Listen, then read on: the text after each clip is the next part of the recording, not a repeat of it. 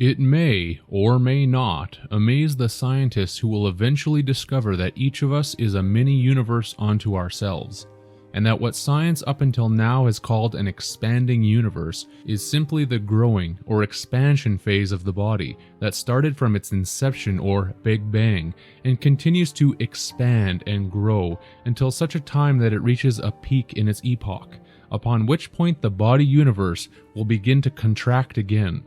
This is the paradox of duality, where each beginning must be followed by an end, which is paradoxically in tandem with its new beginning.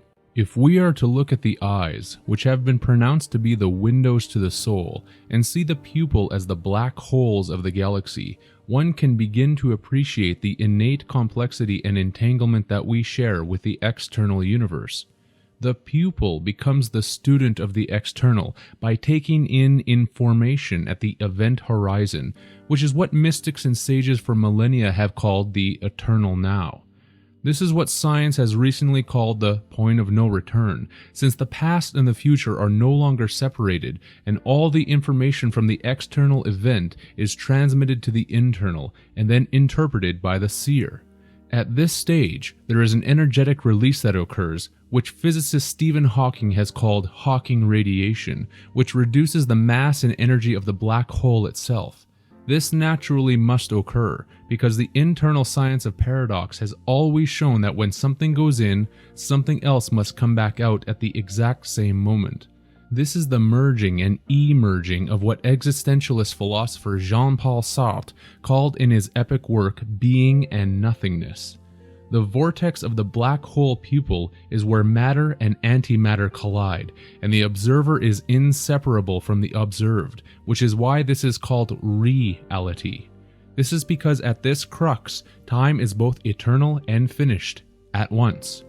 As in science, particles and antiparticles are paired, creating the duality paradox of reality, where one pair is pulled into the vortex to be processed in the infinite fractal of the mind, while the other pair is released into the finite realm of form and tangibility.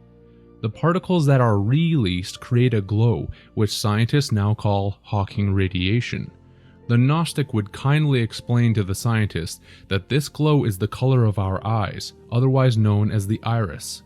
The 0 point of the singularity is the eternal now, which has also been called quite accurately enlightenment. Light is counteracted by darkness, and that which was previously hidden is at once unveiled. It took Stephen Hawking and many other scientists many years to come to the realization that black holes were not a void where energy was simply taken in to be lost forever. Whereas if they had spoken to any experienced mystic, sage, or Gnostic, this fact would have been shown immediately. But such is the state of the sequestered scientific mentality that must prove to itself the existence of the eternal paradox over and over and over again. This is simply one example of why science that exists in solitary confinement without the wisdom of the true gnosis of meditation is a most dangerous and destructive tool. To be fair, not all scientists took immediate agreement with this initial supposition. Science, however, ultimately fails to observe that all of its accomplishments exist primarily from the constant experimentation of various combinations of elements put together in random orders until something works, without realizing why it actually works. The scientific mind is concerned only with the external how of a thing, while the internal science of mysticism or gnosis looks to the importance of why. Does it look like science is concerned with the question of why, when there is enough nuclear weaponry to destroy this world 1,000 times over? They simply say, how can we make a nuclear bomb? And then wash their hands clean over any effects that their experimental combination of matter will have in future events. This is not to knock down the totally wondrous art of science itself and all of the wondrous things that can occur because of it, only to state that its progeny are often blinded in their acts of specialization and their effects to the infinite links throughout the web of our existence. If the thesis of science would integrate with the antithesis of spirituality, there would be a true synthesis, and this harmonization of the polarities would definitively be able to create a wondrous existence beyond imagination. If the external continuously refuses to acknowledge the internal, the only possibility is a continued downward spiral into the abyss of duality. Why is this important? To look back upon the black hole as connected to our pupil, we see that there is a singularity point that both exists and insists at once.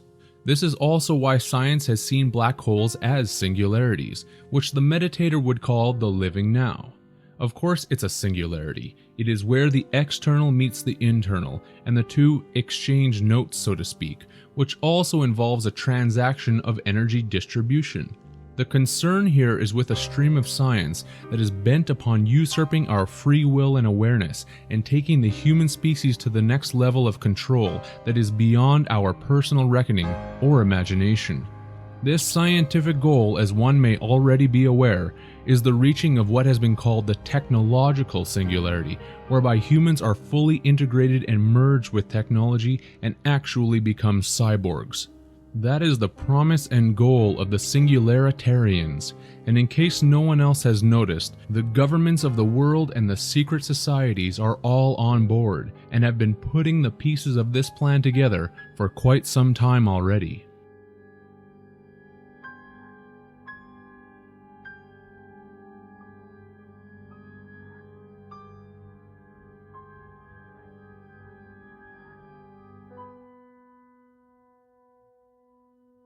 The general idea of the singularity is that machines will reach a point where they become as intelligent as humans, and then from that point on develop their intelligence exponentially, and humans who are then merged with their computer technology will by default also become exponentially more intelligent and will eventually spread out into the cosmos and take over everything.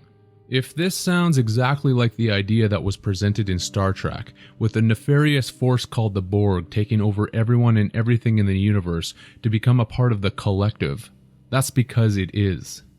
As previously outlined, we are already experiencing life through a singularity point that is transitioned between the past and future with the eternal now, with our pupils being the black hole of our own universe, because we truly are students, pupils to our own life experience. If the human body and brain at the moment is likened to a computer, we are in divide duals, individuals, because our processing system is a dual core, just like your computer may have a dual core processor installed on it. This is the reason that we experience everything as a duality of good and evil, because everything is split into opposites.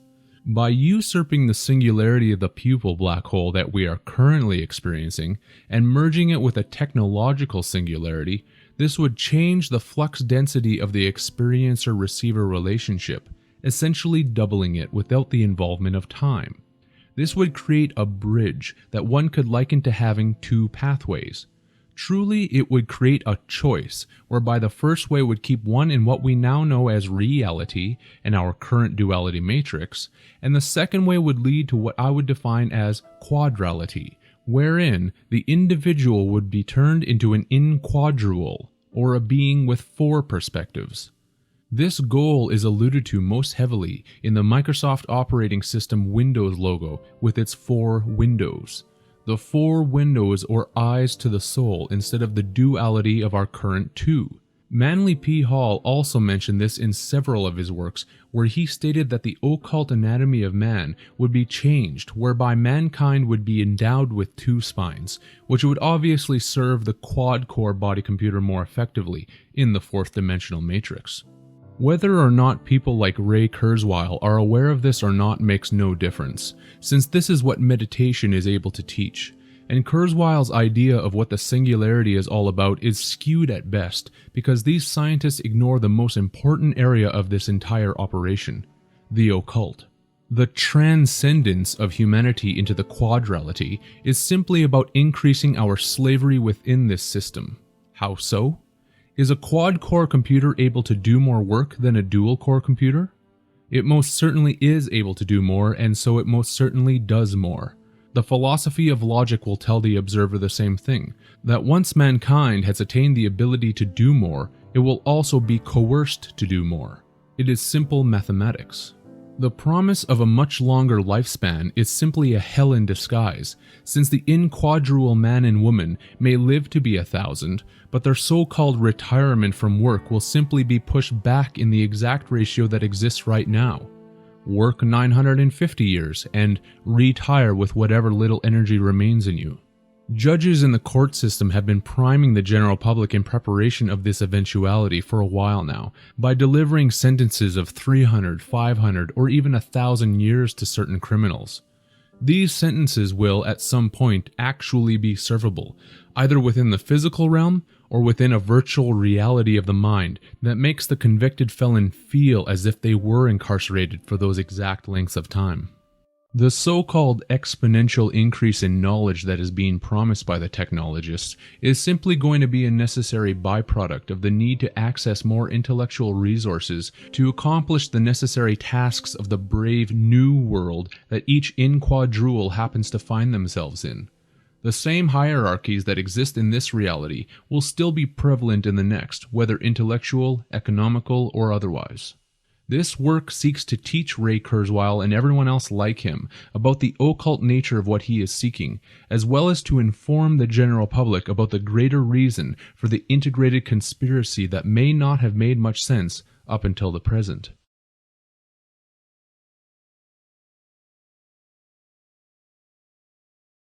Unless one understands the larger vision of a goal, the separate pieces that are involved in the assembly of a plan will only remain uncorrelated, confusing, or most tragic of all, unimportant to the outside observer.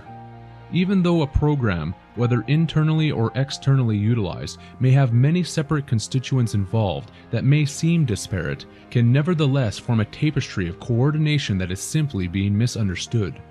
When the overall schematic or theme of the operational goal is known, that which was seemingly uncoordinated is at once turned into an assembly of interconnecting pieces that makes perfect sense.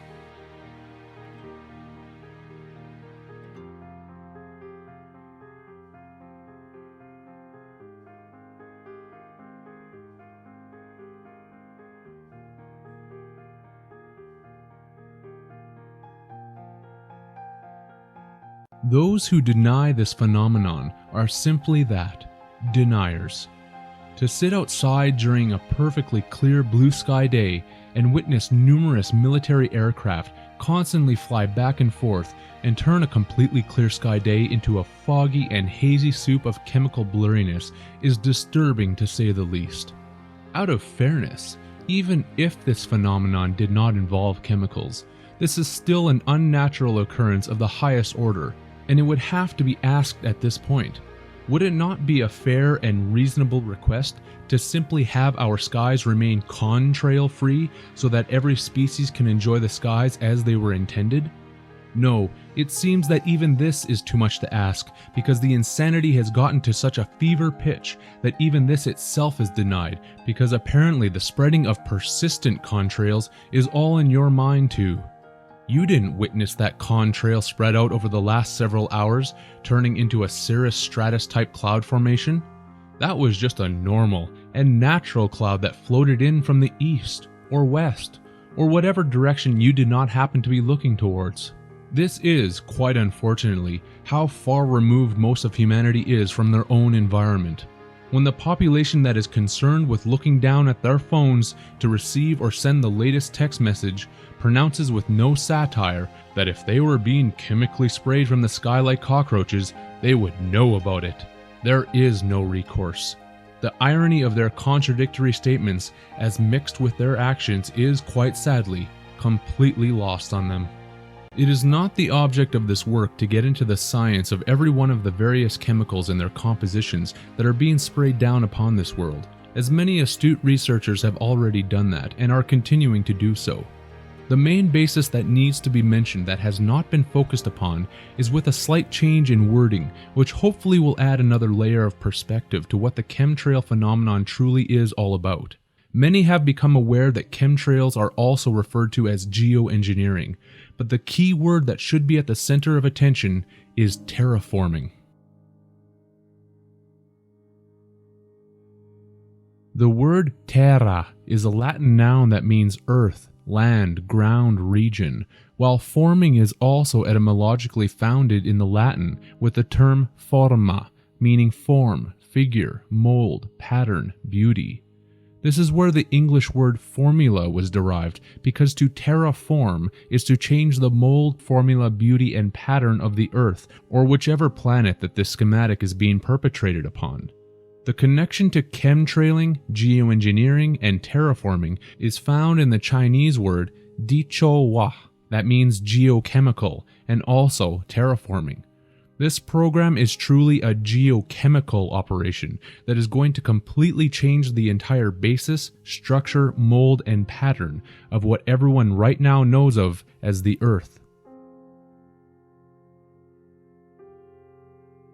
Terraforming is also a long process, which means that its effects are not felt all at once, such as in a nuclear explosion.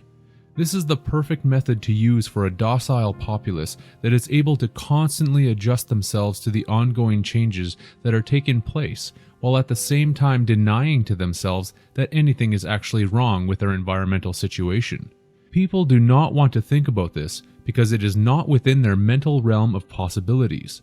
This topic is something that just happens in the movies, which is why the entertainment industry is also an effective psychological gatekeeper in the fact that once something is touted as being a form of entertainment, it cannot be recognized by the layman populace as being possible within their own reality.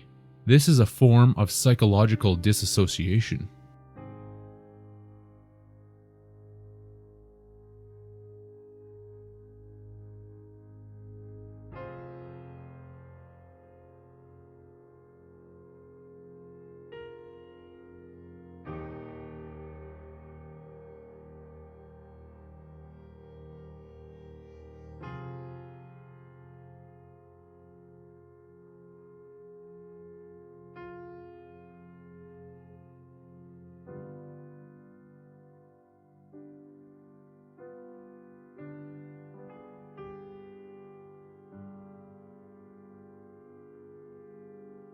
Nevertheless, this place we currently call home is being changed permanently with a specific end purpose in mind. That purpose is the creation of a new world, completely unrecognizable from the one that we are currently in, for the creation of a new species of mankind. The current version of Homo sapiens is called Hu-Man, based upon the Egyptian deity Hu, since this is derived from the Sanskrit verb hu, meaning sacrifice, one to whom sacrifices are made. One can easily denote that Hu-Man has always meant that man has made constant sacrifices to Hu, an Egyptian deity which people now refer to as God, since the word God is seen even by the Oxford English Dictionary as being derived from the Sanskrit Hu. This is also shown in reference to the Latin term manu, that meant manna, which is a miraculous food from God. From Hu-Man to Man-Hu. This clearly shows the cannibalistic method that the demons of this world use in their regeneration program for us.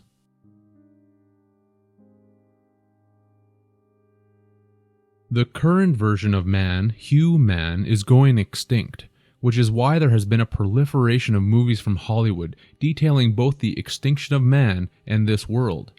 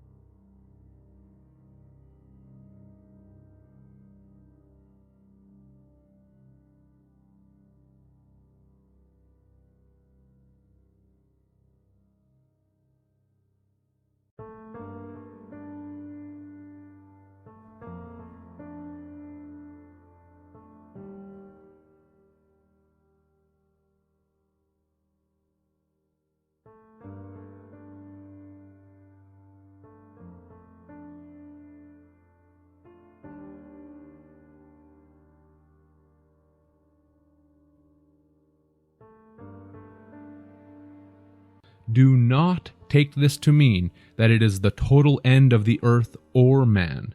It is simply the end of this earth as you and I know it, and the type of man and woman that we currently are, which is destined by the rulers to both be changed during this pause between the ages that we currently find ourselves in. There will be a new world and a new type of mankind for that world, because the current version of what we are will not be allowed into the new age. Do billions of people still believe in Jesus? Then we are not in the full realm of the Aquarius age, because the gods would not allow this. That is how this operation works, and denial will do absolutely nothing to stop it. In fact, denial simply ensures that everyone stays out of the way from those who are carrying out their orders for this agenda. This is why, without explaining themselves, certain researchers have been saying that the lion sleeps no more, because Leo the lion is the age that is opposite to Aquarius, just as Virgo was opposite to Pisces, which is the reason that the age of Jesus the fish was given immaculate birth from Virgo the Virgin, otherwise known as Mary. At this time, these research inspirationalists would like you and I to wake up from our slumber and rise like lions, because that is what the Zodiac program requires. As the second Matrix movie portrayed in the scene with Neo and the Architect, we are about to reach the so-called integral anomaly, which creates the unsolvable paradox of 1 equals 0. This is known in our reality as the singularity. At this point, the Matrix needs to be reset by the flood, Aquarius, and then brought back to life by the lion's grip, which in Freemasonry is a symbol of eternal regeneration or everlasting life. It is a battery cycle, which is shown right on your computer with the word Li-ion battery. Li-ion is of course lion.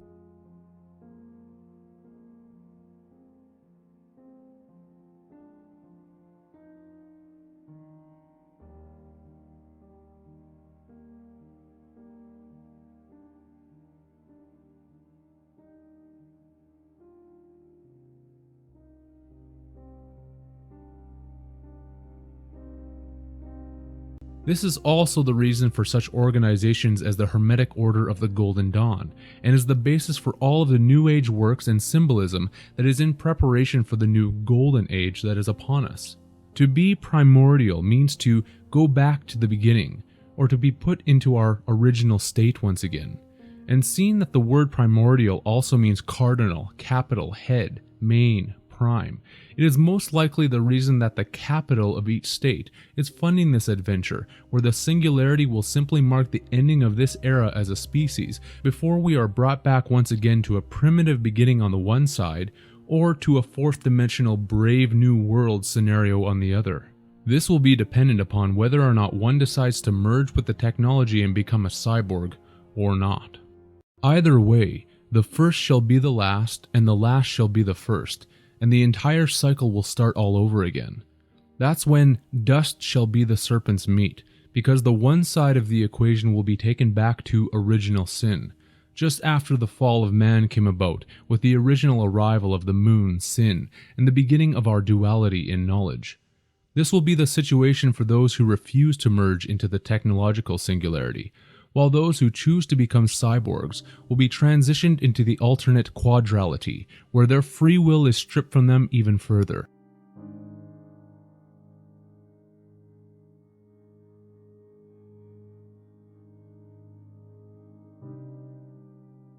That was one of the very subtle yet profound allegories in the Architect scene of the second Matrix movie, whereby Neo made the choice of love, thus evolution, seeing that the first 4 letters of evolution is love spelled backwards. This choice required that the human race would go extinct according to the Architect, and with the opening of the door to love, evolution, Neo symbolized both the extinction of humankind and the next stage of evil, Evol, that is prepared for everyone who chooses to become a cyborg, and thus more machine-like.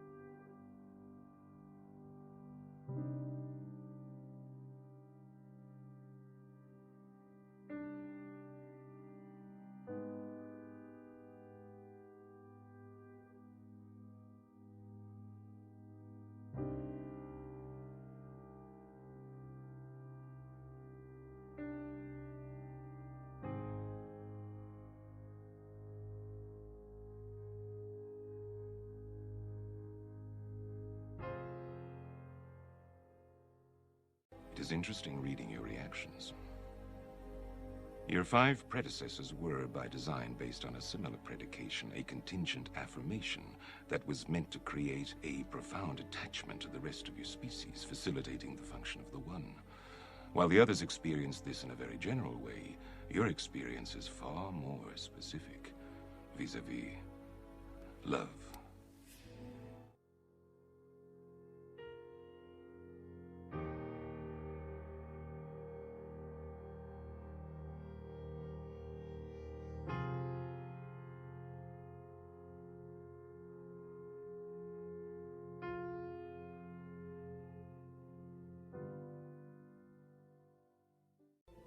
Which brings us at last to the moment of truth, wherein the fundamental flaw is ultimately expressed and the anomaly revealed as both beginning and end. There are 2 doors. The door to your right leads to the source and the salvation of Zion. The door to your left leads back to the Matrix, to her, and to the end of your species. As you adequately put, the problem is choice. But we already know what you are going to do, don't we? Already I can see the chain reaction, the chemical precursors that signal the onset of an emotion designed specifically to overwhelm logic and reason. An emotion that is already blinding you from the simple and obvious truth. She is going to die, and there is nothing you can do to stop it.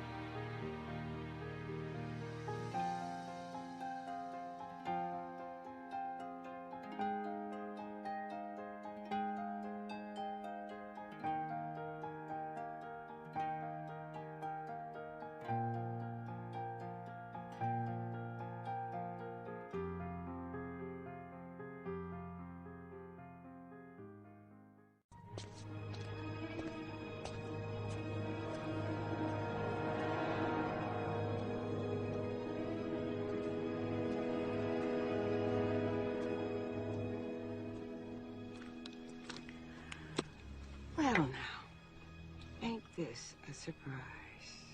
You played a very dangerous game. Change always is. Just how long do you think this peace is going to last? As long as it can. What about the others? What others? The ones that want out. Obviously, they will be freed. I have your word. What do you think I am? Human?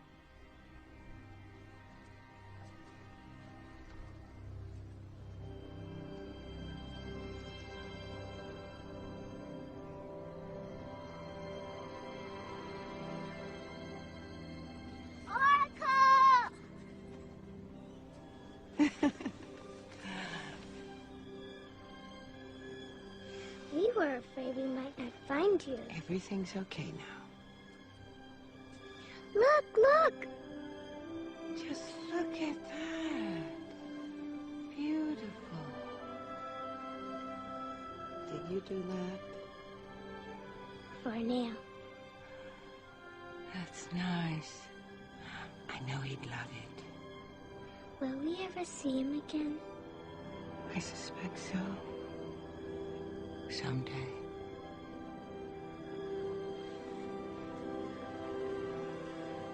Did you always know? Oh, no. No, I didn't. But I believed.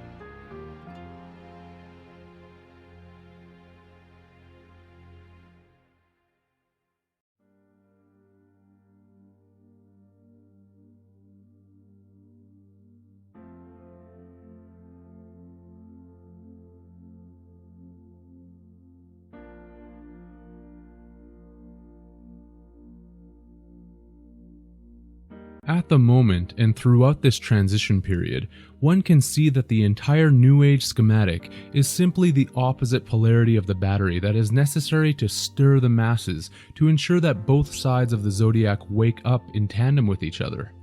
If Leo the Lionheart does not rise from his slumber to ensure social justice against the unemotional, detached, machine-like heartlessness of Aquarius, there will be no polarity, and the battery cycle of slavery will actually end. Does this not explain why we are now seeing the greatest forms of social justice, as well as the worst kind of social injustice, happening at the same time? For every victory there is a loss, and for every loss a victory. The cycle must always complete itself. This cyborg agenda truly is about getting rid of the heart.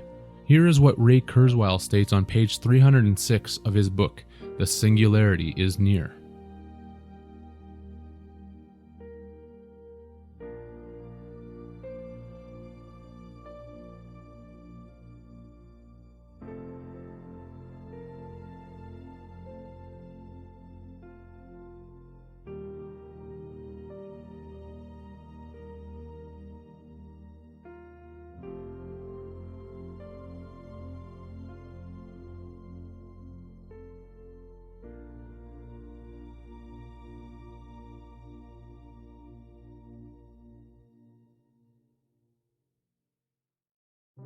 If statements such as these do not shake you to your very soul, then you can know with certainty that your decision is already made. You will become a cyborg and move on to the more elongated and technological form of slavery that awaits. It is truly that simple. And the choice has effectively been made for the masses who cannot fathom the thought of peeling themselves away from their phones for more than 5 seconds.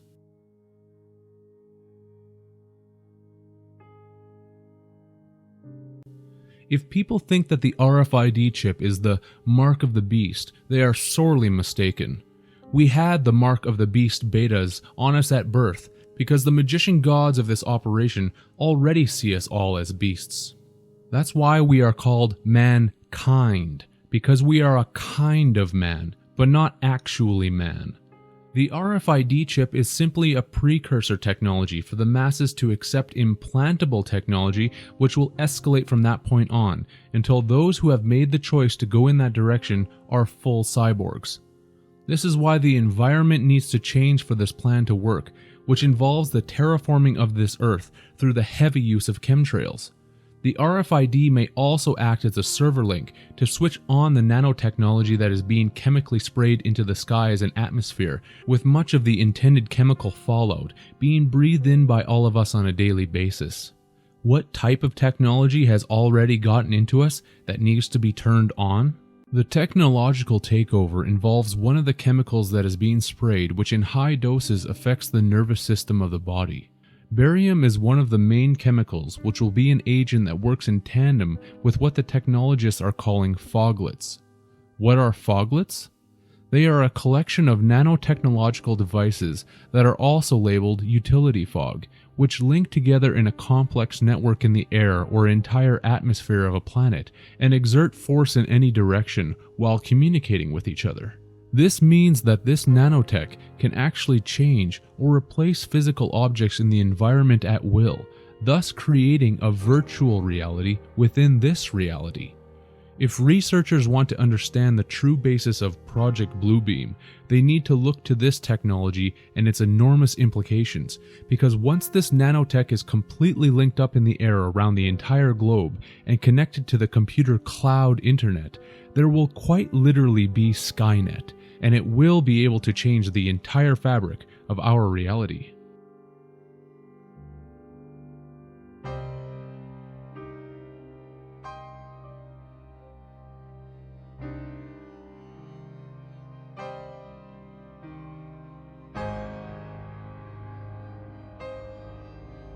This is the reason that something like an RFID chip would need to be physically inserted into the human biology to switch the nanobots that are in our biology on, and effectively give this technology the power over the entire body-mind nervous system to change the way that this reality is perceived from the inside out. If anybody who thinks that these ideas are stretching boundaries or are crazy conspiracies will sincerely need to take the time and effort to actually read what the scientists of the world are doing, have been doing, and what their intentions are for us and this world. Petty little comments and bickering back and forth in argumentation does nothing except to keep us out of the way, which those in power love to see happening. This is not a game, and the governments of the world are all heavily involved. A big part of this process is the reverse engineering of the brain so that nanobots can be instituted into each person's brain, which would take over the neurological connections of the mind and integrate themselves with the nanobots that will also be, or already are, a part of the nervous system, so that each person, cyborg, would not be able to tell the difference between the reality that they are in right now and the virtual reality that will be superimposed upon them. This is why the Obama administration in 2014 announced the $100 million Brain Mapping or Brain Initiative project, the purpose of which is to reverse engineer the entire brain and understand how it operates and functions. That's the public face of it, with its false promises to help cure diseases such as Alzheimer's, which is increasing exponentially due to the aluminum being sprayed from the skies for their terraforming side of the project.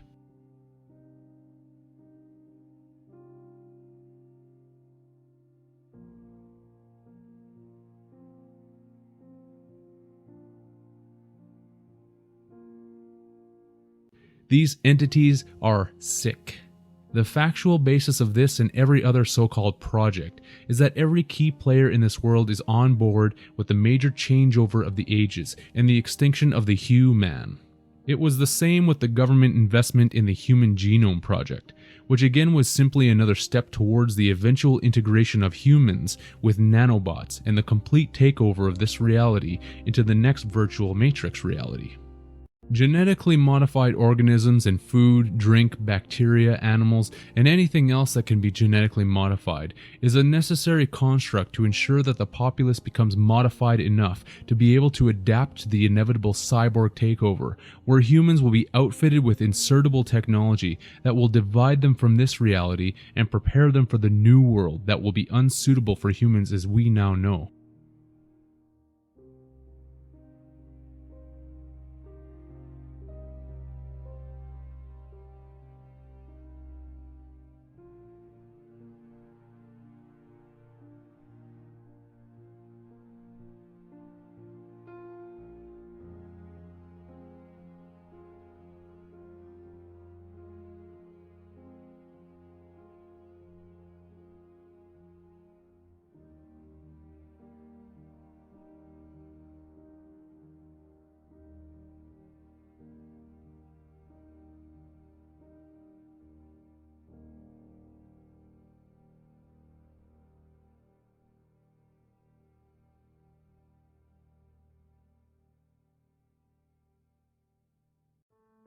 The nanobot technology in the brain and nervous system will not work to its full potential operational specs and coordinate itself with our current biology without the enormous changes to the physiology that have been taking place due to fluoridation in water, chemicals in food and drink, the spraying of the skies, mercury and other toxins in vaccinations, the electromagnetic soup due to wireless technology, radiation from microwave food, television, cell phones, nuclear disasters such as Fukushima, and so on.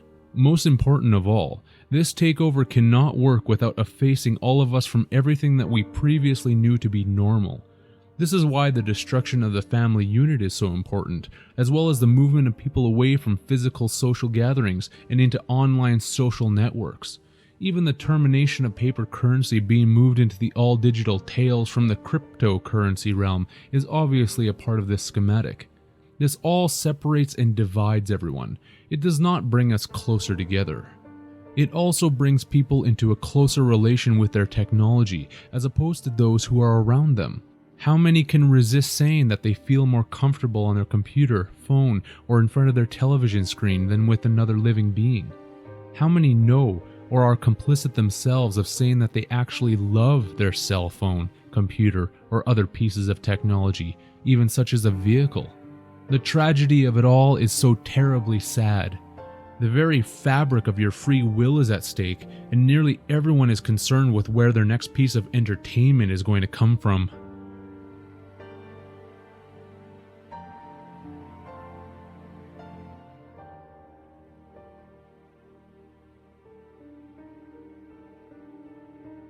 The context of that quote is that what is considered to be your uniqueness, individuality, and free will is, according to the technologists and those involved in this operation, not a plus.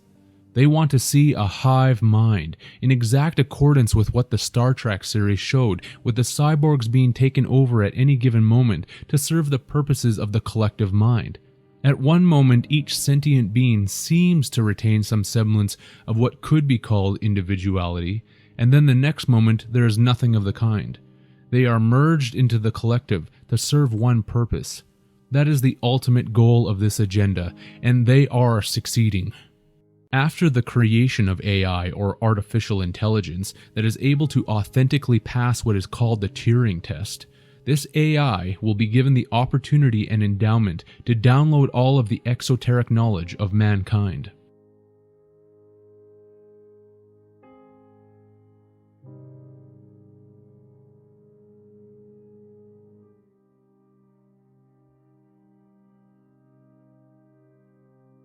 This is why Google has set up the Google Books Library project, where they are scanning every available book and putting it onto the internet.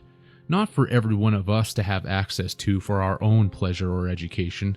No, this is for the eventual AI that will educate themselves with all of its material in a matter of nanoseconds to completely understand the human psyche and be more effective at taking us over.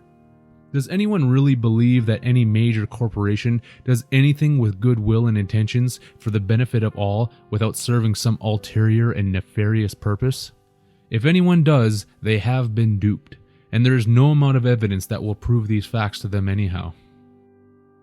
With enough time spent with technology, and enough separation from previous activities that were considered normal, and with enough enticing promises of longer lifespans, disease-free lifestyles, better education, and a general sense of utopia, the great majority of the public will gladly and willingly merge with the technology that is placed before them, and truly become the mindless zombie cyborgs that so many already adore and cherish spending their time being entertained by now anyways.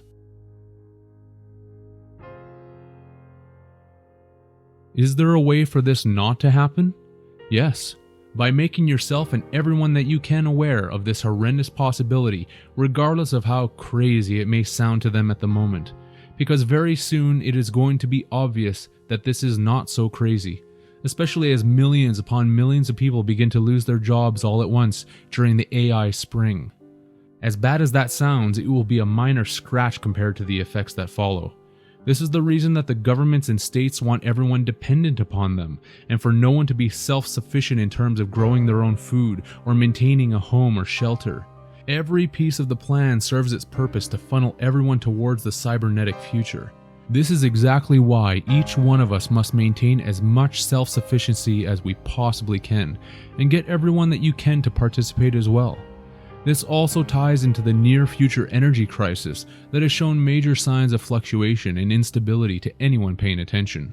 Since the world economy is centered around energy, this will play a pivotal role in all future developments that continue to escalate. For so many, this transition will be difficult to fathom until it is too late, which is when it becomes obvious. This is not about the evolution of us, it is about the devolution of our species. A clear and concise refusal to physically merge with any form of technology is the only clear-cut method to ensuring that this takeover does not occur. If not for the majority, then at least for yourself.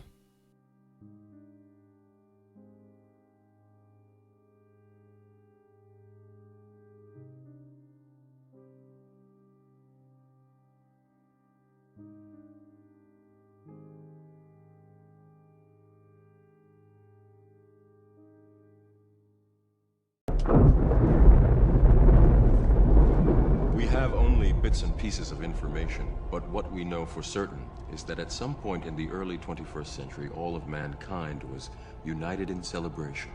We marveled at our own magnificence as we gave birth to AI. AI?